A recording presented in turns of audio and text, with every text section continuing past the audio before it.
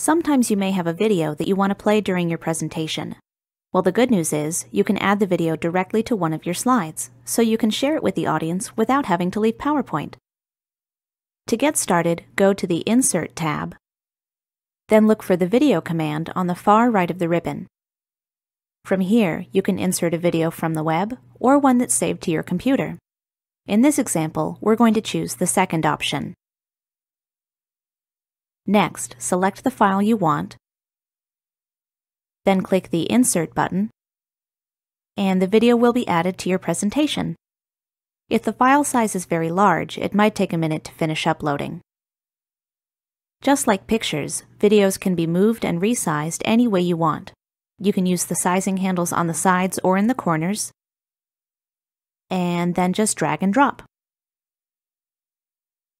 To preview the video, click the play button here, and the timeline to the right will start advancing. If you want to jump to a different spot in the video, click anywhere in the timeline.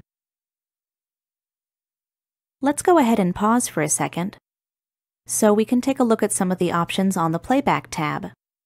Here you can control things that have to do with the way your video is played. You can even do some simple editing. Say you only want to use part of the video, for example, not the entire thing. You can easily create an excerpt using the Trim Video command. Just look for the little green and red markers inside the dialog box. You can click and drag these to change the start and end times. I'm only going to use a few seconds from the end in this case. When you're done, click OK, and the video will be trimmed to the excerpt you chose. You can also add bookmarks to the video, which you can use to jump to specific points during your presentation. All you have to do is click the timeline to mark the point you want to use, then click the Add Bookmark command, and a little circle will appear. You can create as many bookmarks as you want.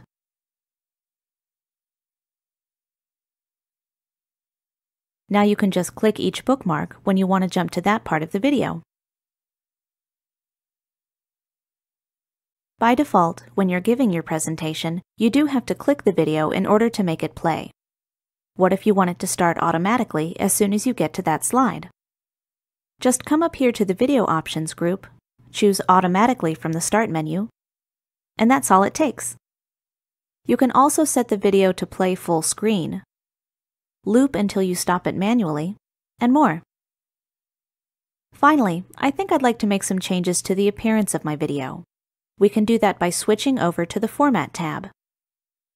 These options are very similar to what you get when you insert a picture in PowerPoint.